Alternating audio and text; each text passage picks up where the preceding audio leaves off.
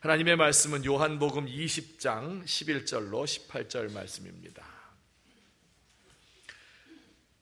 182면 요한복음 20장 11절로 18절 말씀 우리 한 절씩 교독하겠습니다. 마리아는 무덤 밖에 서서 울고 있더니 울면서 구부려 무덤 안을 들여다보니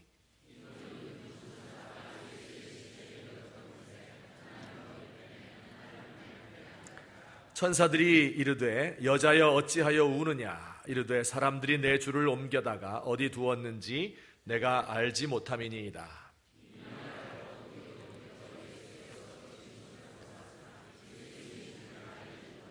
예수께서 이르시되 여자여 어찌하여 울며 누구를 찾느냐 하시니 마리아는 그가 동산지기인 줄 알고 이르되 주여 당신이 옮겼거든 어디 두었는지 내게 이르소서 그리하면 내가 가져가리이다.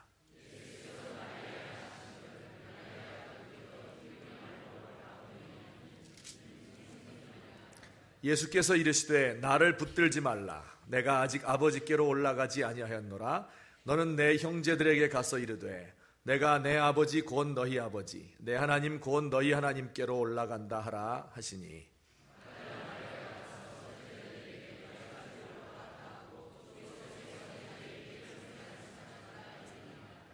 아멘.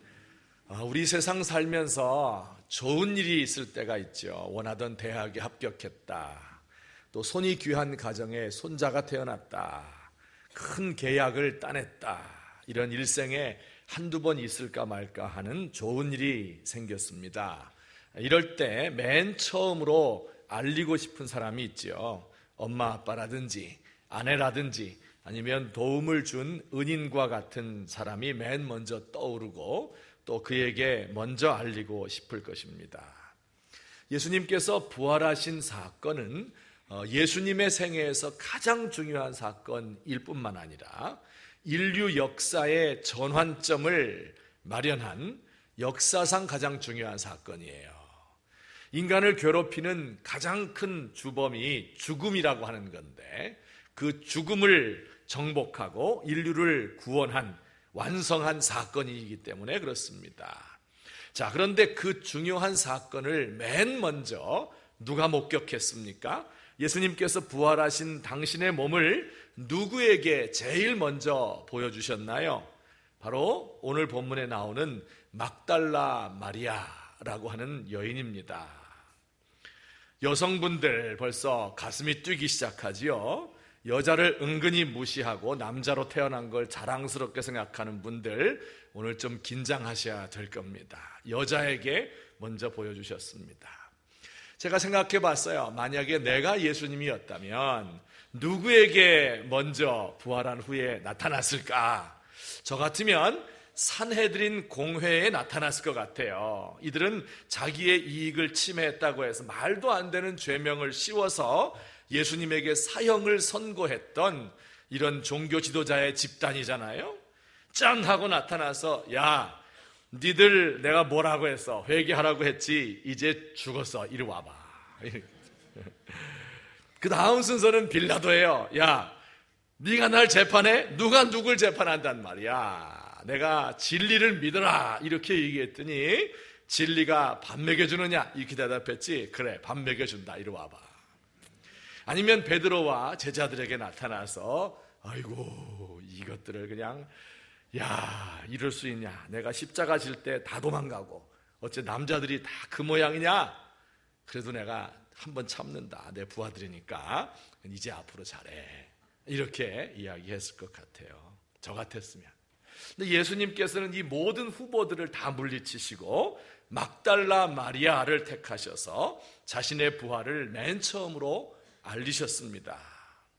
예수님께서 막달라 마리아를 만나신 것은 그저 길 가다가 우연히 만난 것이 아닙니다. 많은 후보들 중에서 고르고 또 골라서 막달라 마리아에게 보여주신 거예요. 자, 그러니 궁금해지죠?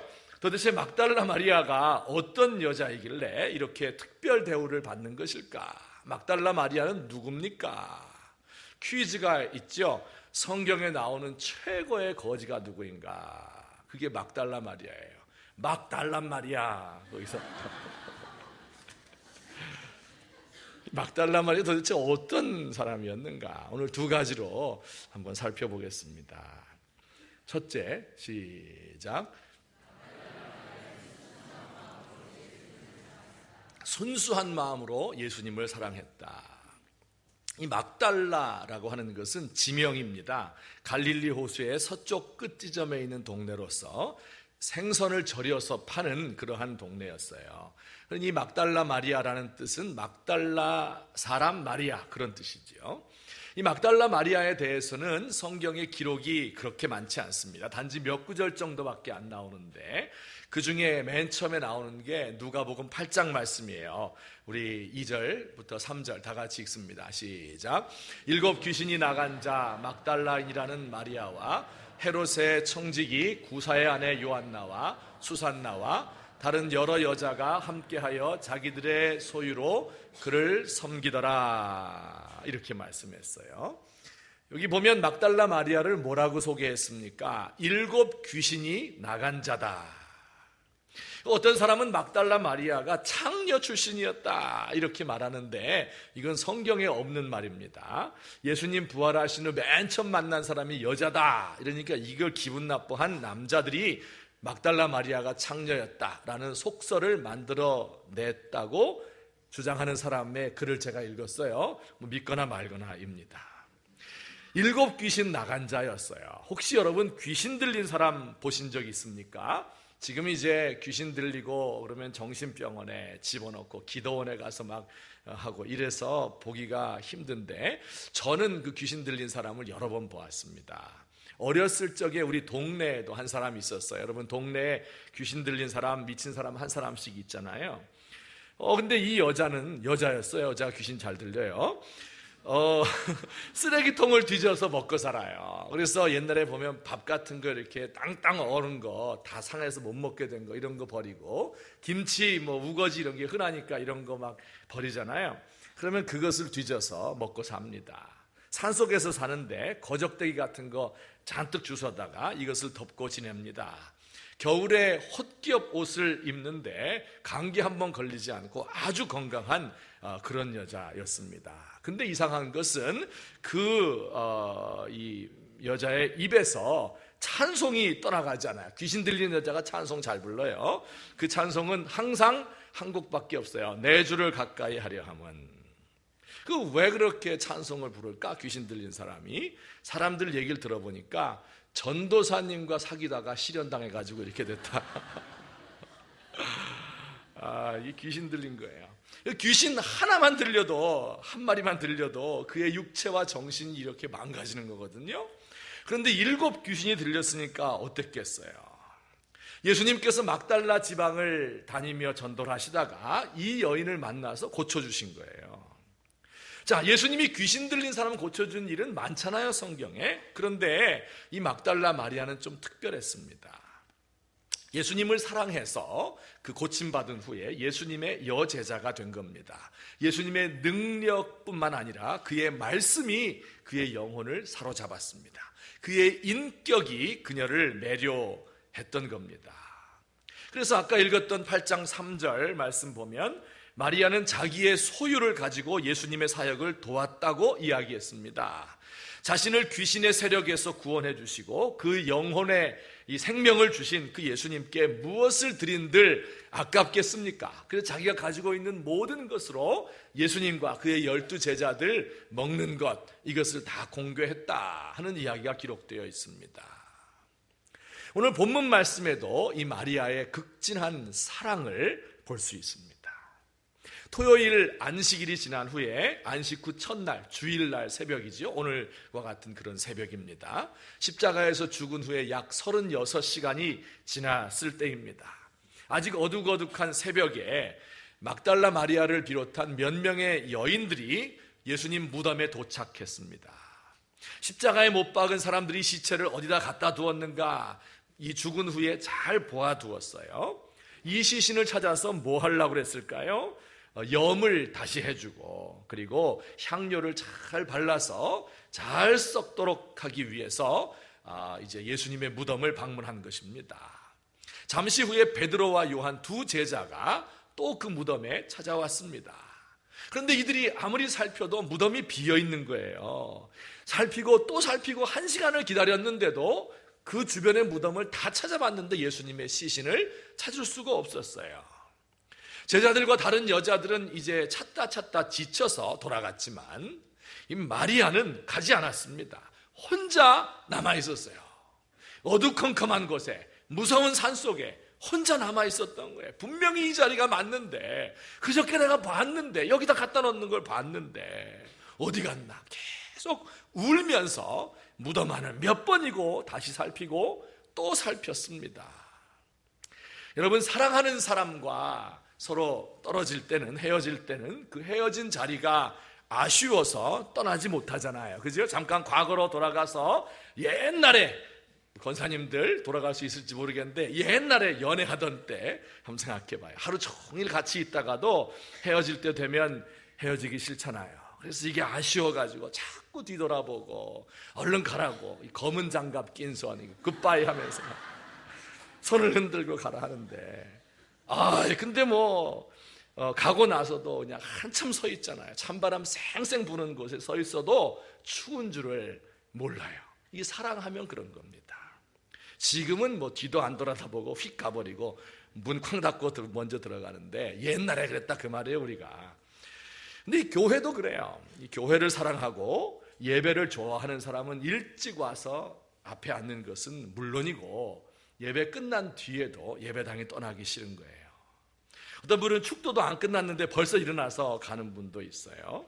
빨리 떠나기 위해서 가능하면 저쪽에, 문 쪽에, 여기도 문 쪽에 이렇게 가까운 데 자리를 잡습니다. 그래 봐야 한 5분 10분 일찍 가고, 또 가봐야 별로 하는 것 없이 TV 보잖아요. 근데도 빨리 가고 싶어요. 저도 과거에 한참 은혜를 받을 때는 예배가 다 끝난 후에, 성가대 후주가 다 끝난 뒤까지 앉아서 다시 말씀을 회상하고 기도하고 묵상하고 교회를 떠나기 싫어요. 예배가 다 파했는데도 집에 가기 싫어요. 제가 목사도 아니고 전도사도 아니고 교회에서 월급 받는 것도 아닌데 제일 늦게까지 남아서 괜히 할 일 없이 뒷정리하고 막 이러는 이 마음에, 사랑하는 마음이 있기 때문에 그렇습니다. 막달라 마리아는요, 이제 예수님을 보내면 더 이상 그를 만날 수 없는 거잖아요. 마지막으로 가서 마지막 얼굴 한번 뵙고, 그리고 한번 쓰다듬어 주고 그 시신에 향품을 바르기 위해서 그 신새벽에 달려온 거예요. 근데 예수님이 없어진 거예요. 다시는 그의 얼굴을 볼 수가 없는 거예요. 그가 누웠던 그 자리라도 지키고 있고 싶은 것이 이 마리아의 마음이었어요. 그래서 눈물을 흘리면서 그곳에 남아 있었던 겁니다. 이게 예수님에 대한 사랑이에요. 자, 그러다가 예수님을 만났죠. 울고 있는 마리아에게 나타나서 예수님 말씀하셨어요. 부활 후에 맨 처음으로 하신 말씀이 바로 이 말씀이에요. 따라서 합시다. 여자여, 어찌하여 우느냐. 예수님이 거창한 말씀 하셨을 것 같아요? 이 말씀 하셨어요. 여자여, 어찌하여 우느냐. 마리아는 그가 산지기인 줄로 알고 그가 치웠는지 물어보았어요. 당신이 옮겨갔거든 어디 두었는지 제게 가르쳐 주세요. 내가 가져가겠습니다. 가서 시신을 다시 잘 닦고 염하려서 제대로 예수님의 시신을 모시고 싶습니다. 그런 뜻이지요. 예수님께서 그때 그녀의 이름을 불렀어요. 마리아야. 평소와 같이 그 이름을 다정하게 부르시는데 예수님이라는 것을 금방 알았습니다. 자, 여러분 같으면 이때 어떻게 했을 것 같아요? 우리 어떻게 했나 성경 한번 볼게요. 20장 17절 말씀에 보면 이런 표현이 있어요. 다 같이 시작.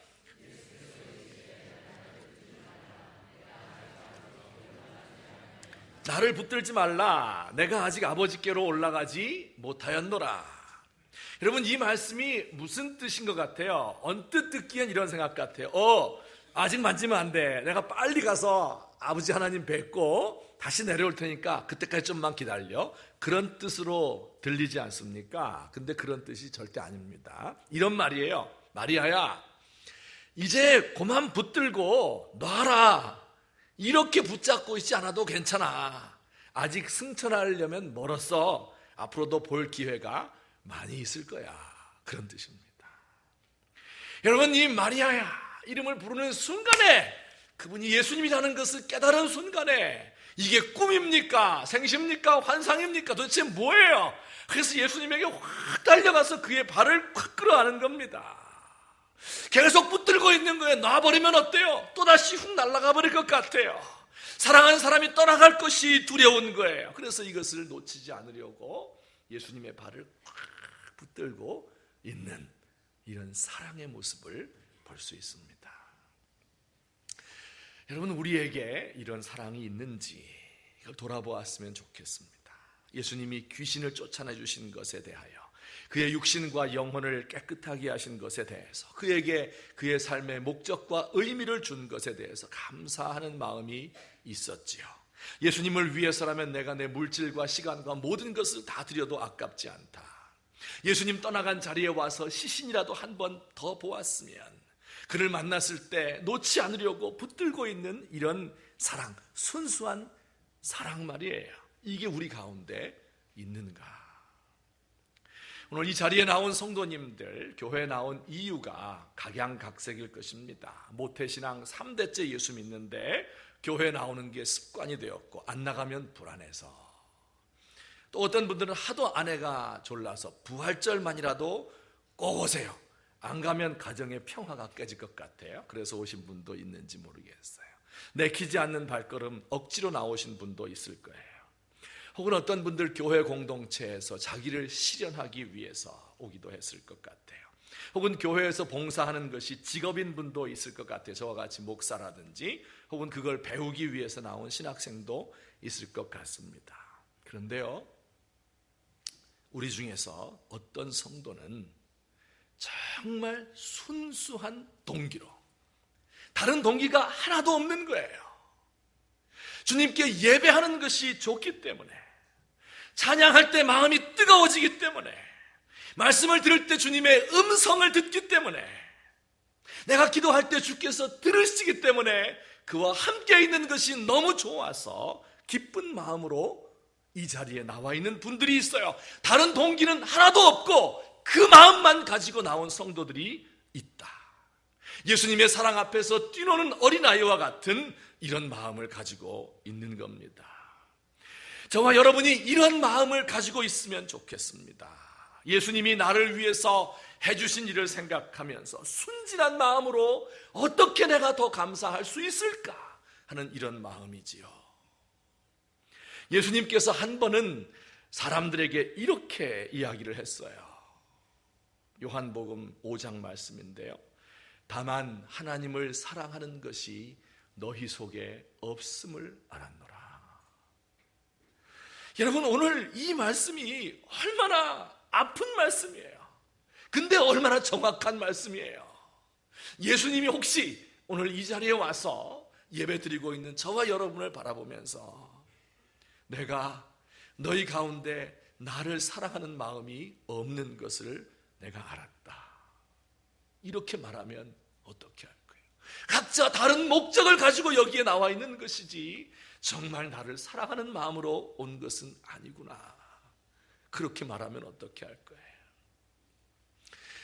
이렇게 예수님이 뒤이어서 말했습니다. 너희가 서로 영광을 취하고 유일하신 하나님께로부터 오는 영광은 구하지 아니하니 사랑이 어찌 있을 수 있겠느냐.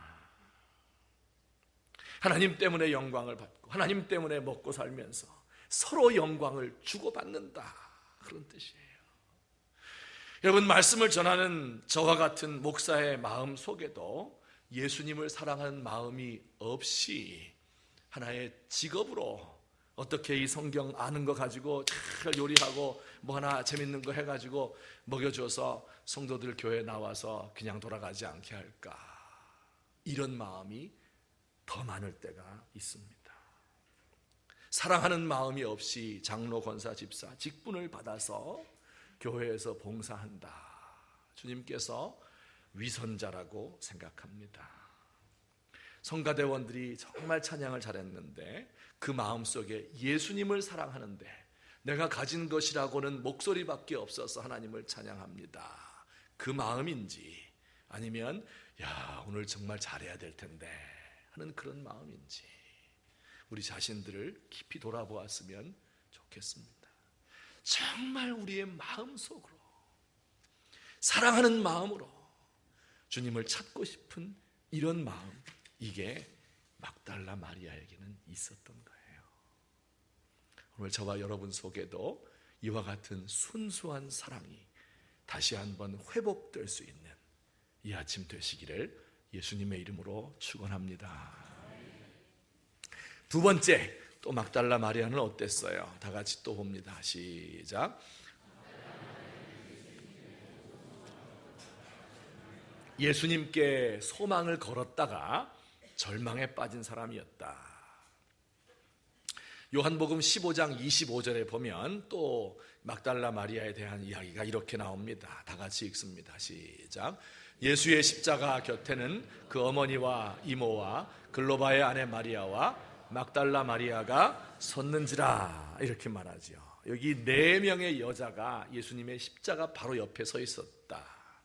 누가 서 있어요? 어머니 이름 뭡니까? 마리아지요. 그리고 이모, 그 이름은 알려지지 않았어요. 글로바의 아내 마리아, 어떤 분인지 몰라요. 이름만 알려졌어요. 그 다음에 막달라 마리아. 그러니까 4명의 여자가 서 있었는데 3명의 이름이 똑같아요. 그게 마리아예요. 아마 우리나라의 3순위에 해당되는 그런 이름이 아닐까. 흔하디 흔한 이름입니다. 자, 그런데 왜 막달라 마리아가 십자가 곁에까지 따라갔을까요? 호기심에서 그런 건 아닐 거예요. 왜냐하면 십자가형이라고 하는 것은 너무 잔인하기 때문에 이게 호기심을 자극할 정도의 즐겁게 볼 수 있는 이런 것이 절대 아닙니다. 왜 그곳까지 따라갔을까요? 끝까지 소망을 놓지 않았어요. 이게 무슨 뜻인지 제가 설명해 드릴게요. 여러분, 이 막달라 마리아 자기 마음속에서, 자기 속에서 7 귀신을 쫓아내어 준 것처럼 이 시대를 지배하는 7 귀신을 예수님이 쫓아줄 것이다, 그렇게 기대하고 있었습니다. 예수님의 가르침을 듣거나 혹은 그가 행하는 기적을 볼 때 틀림없이 이분은 이스라엘을 구원할 메시아, 이스라엘 민족의 소망이었습니다. 온 인류를 구원할 자임이 분명했습니다. 자기와 같이 무력하고 비천한 사람들의 최후의 희망이라는 것을 그는 알았습니다. 자, 그러던 예수님이 대제사장의 집에 잡혀갔다는 거예요. 서슬퍼런 권력입니다. 대제사장 관저에 들어가려 했지만 못 들어가고 막혔어요.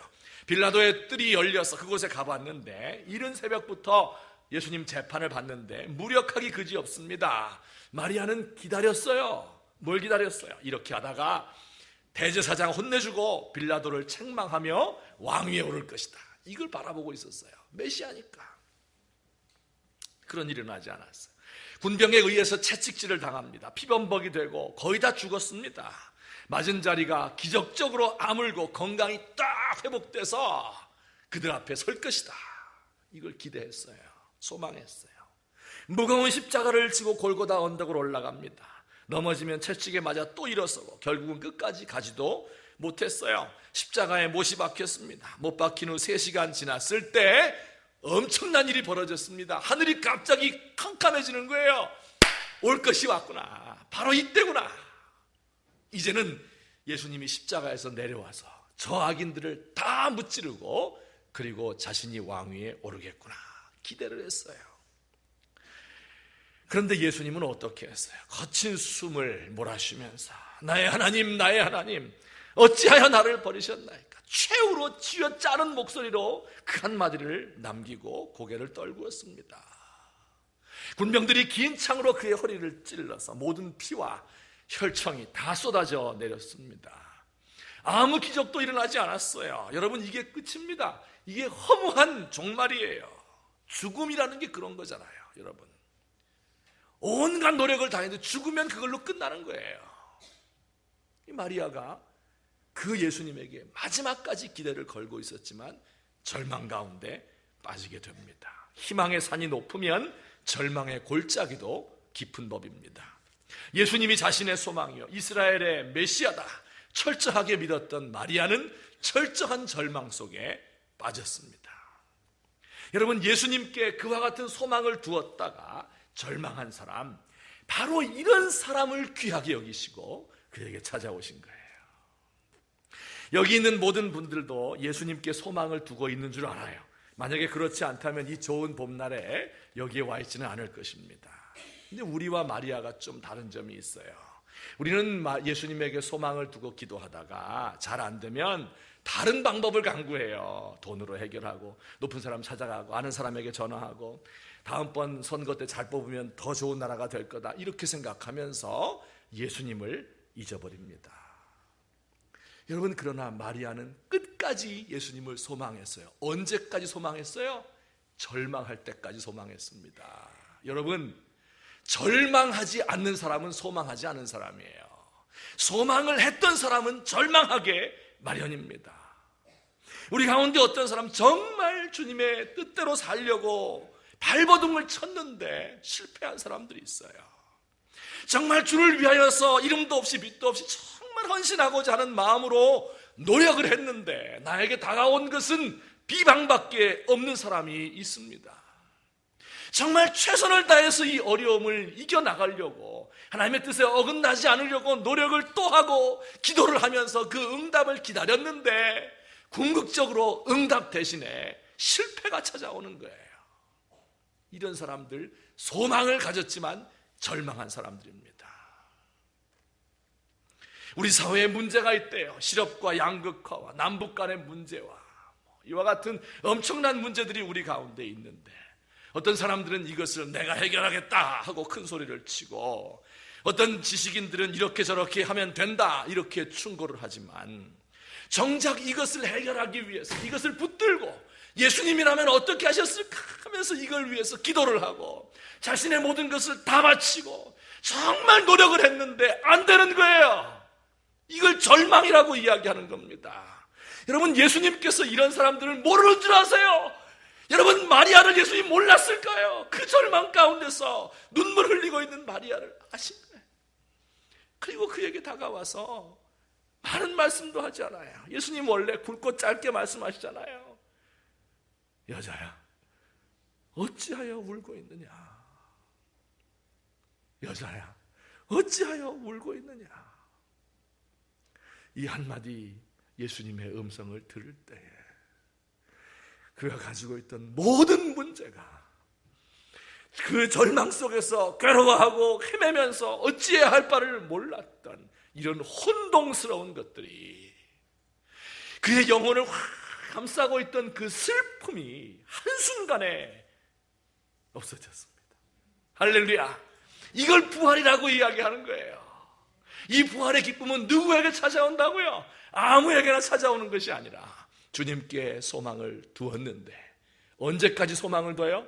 절망에 이르기까지 소망을 두었다가 거기서 주님의 음성을 듣는 사람, 이런 사람에게 주님께서 찾아오십니다. 결론적으로 말씀 맺습니다. 저는 이 부활하신 예수님을 맨 처음에 만난 막달라 마리아를 생각하다가 나도 이렇게 됐으면 좋겠다, 이런 마음 가졌죠. 그러면서 막 기도하는 중에 갑자기 통쾌한 마음이 들었어요. 통쾌하다. 야, 역시 예수님이구나.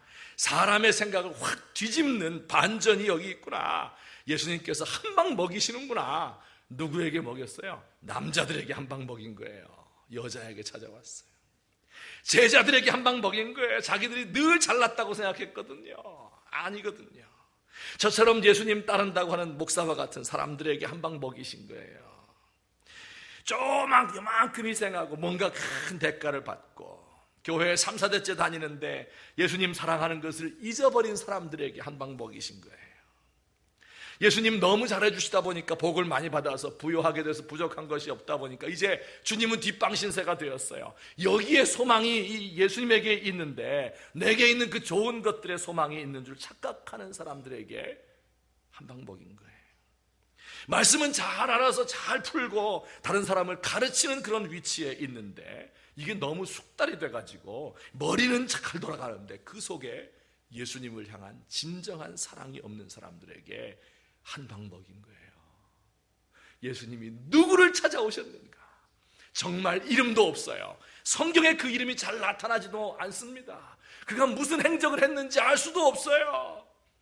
우리 가운데 어두운 구석에 절망 가운데 쭈그리고 앉아서 눈물을 흘리고 있는 그 여자, 그를 사랑하셔서 그 마음을 아시고 그의 사랑을 받기 원하셔서 그를 찾아오셔서 여자야 어찌하여 우느냐 말씀하신 그 예수님의 음성을 저와 여러분이 알아들으시는 이 아침 되시기를 예수님의 이름으로 축원합니다. 기도합니다. 사랑의 하나님 아버지 고맙습니다. 우리 예수님께서 세상에 많은 사람들이 있지만, 주님을 따른다고 하는 사람들이 있지만, 그러나 가장 순수한 마음으로 주님을 사랑하고 주님께 그 모든 기대를 걸었기 때문에 절망의 늪에 빠져 있는 막달라 마리아를 찾아오신 것을 이 시간 배웠습니다. 하나님 아버지, 우리 사랑하는 성도들 이와 같은 믿음을 소유할 수 있도록 하옵소서. 우리의 속에 주님을 사랑하는 순수한 마음이 늘 있게 하시고, 이것 때문에 주의 일 감당하고, 이것 때문에 말씀 전하고, 그 사랑에 못 이겨서 주님의 몸을, 교회를 봉사할 수 있는 귀한 종들 되도록 하나님 도와주옵소서. 예수님의 이름으로 기도하옵나이다.